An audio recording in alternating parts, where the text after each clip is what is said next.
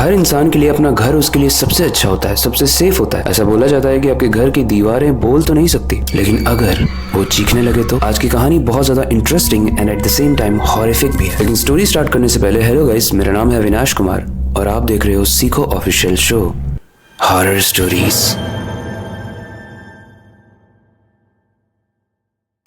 उत्तर प्रदेश की एक लड़की कोमल, जो नए जॉब के चक्कर में नई सिटी यानी दिल्ली में शिफ्ट हो रही थी। एक परफेक्ट फ्लैट की तलाश में वो बहुत जगह घूमी, लेकिन फाइनली उसे एक 2 BHK फ्लैट पसंद आया, जो बहुत ही बड़ा और सुंदर था। कोमल को लगा कि उसकी किस्मत चमक गई है, क्योंकि उस फ्लैट का रेंट बहुत ज्यादा कम था। इतना कम कि कोई अगर सुने तो उसे बिलीव ही ना हो, और अगर किसी के पास भी इतना अच्छा ऑफर आए तो वो दोबारा थोड़ी सोचेगा। कोमल ने बिना सोचे उस फ्लैट को ले लिया। फ्लैट में मूव ऑन करते ही कोमल काफी खुश थी। साफ सफाई करते वक्त उसे बालकनी के पास एक स्टडी रूम मिलता है, जो कि मेंशन्ड भी नहीं था, मतलब बताना चाहिए, बट एक्स्ट्रा रूम मिला है तो वो खुशी थी। वो फ्लैट काफी दिनों से बंद होने की वजह से बहुत ही पुराना और गंदा था। रूम के अंदर एक पुरानी फोटो लगी हुई थी, और वो फोटो थी एक औरत की लाल साड़ी में। वो एक दूसरे रूम में पहुंचती है तो देखती है कि एक टेबल है जिसके ऊपर अजीब सा सामान रखा हुआ है, जैसे एक लाल साड़ी, जले हुए बाल, सिंदूर और एक आटे की बनी हुई डॉल, और हाँ, एक सूखा हुआ लेमन यानी नींबू भी था। कोमल को थोड़ा अजीब लगा कि रूम इतने दिनों से बंद था तो गंदा है, समझ में आता है, बट ये सब क्या है। एनीवेज, उसने सारी चीजों को हटाया और वहाँ पे साफ सफाई शुरू कर दी। अब आज कोमल की इस फ्लैट में पहली रात थी। रात के 3 बज गए थे और उसे एक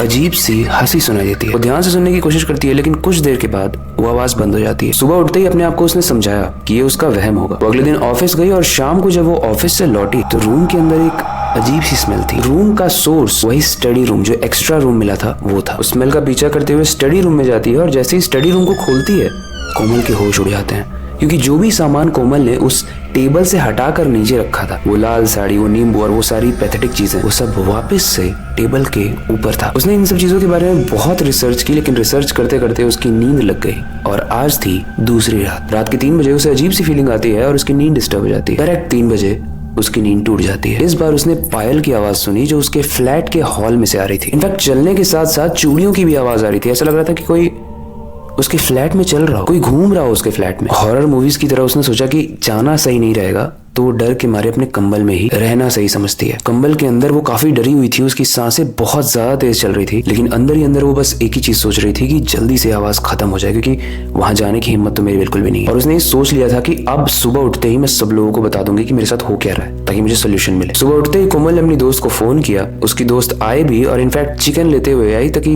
बात करते हुए उन्हें खाना बनाने की जरूरत ना पड़े। सारी बातें अपनी दोस्त को बताने के बाद कोमल को बहुत अच्छा फील हो रहा था। उसे लग रहा था कि ये सब मेरा वहम ही है, क्योंकि उसकी दोस्त भी वही कह रही थी। कोमल की दोस्त के जाते वक्त कोमल बहुत खुश थी। उसे ऐसा लग रहा था कि आज की रात हमेशा की तरह तो नहीं गुजरेगी, हॉरिफिक तो बिल्कुल नहीं होगी। अब मैं क्लियर हूँ कि ये सब सच नहीं था, ये बस मैं थक गई थी इस वजह से हो रहा था। लेकिन उसे क्या पता था कि आज की रात और ज्यादा भयानक होने वाली है।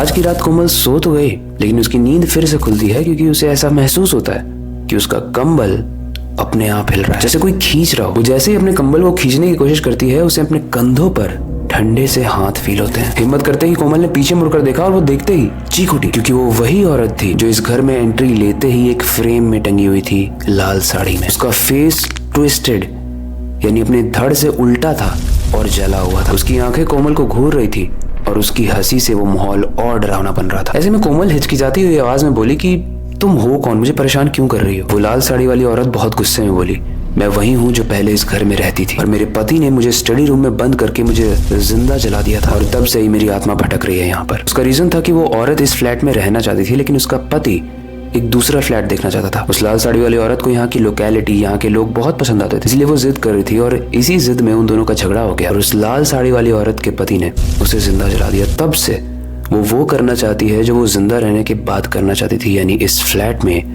हमेशा रहना चाहती है, और नहीं चाहती कि कोई भी इस फ्लैट में आए। कोमल ने बोला, मैं तुम्हारी इस चीज की रिस्पेक्ट करती हूँ और मैं यहाँ से चली जाऊंगी, प्लीज मुझे जिंदा छोड़ दो। वो औरत उसे जिंदा जाने देती है, लेकिन एक ही शर्त पे, कि वो इस बात को यहाँ के आसपास के लोगों को बता दे कि यहाँ पर कोई भी नहीं रहना चाहिए, वरना उसका वही होगा जो उस लाल साड़ी वाली औरत के साथ हुआ था, यानी वो जिंदा जला देगी सबको और उनकी खोपड़ी को ट्विस्ट कर देगी। इस शर्त को मानकर कोमल अपना बोरिया बिस्तर बांधकर वहाँ से बाहर निकल जाती है, और वहाँ आसपास के लोगों को बताती है, अपनी कार में बैठती है और चली जाती है। और माना जाता है कि उस वक्त के बाद से उस घर में कोई भी नहीं आया, और आएगा भी क्यों। किसी को अपनी खोपड़ी को उल्टा ट्विस्ट और अपने आप को जलवाना थोड़ी है। ये कहानी तो ऐसी थी जिसमें भूत ने खुद अपनी रिक्वायरमेंट बता दी थी, बट कई सारी कहानियां ऐसी भी होती हैं जहाँ पर भूत कहता नहीं है, देयर इज नो वार्निंग, वो सीधे मार देता है। इसीलिए हमें हॉन्टेड जगहों से बहुत ज़्यादा दूर रहना चाहिए, हीरो नहीं बनना चाहिए।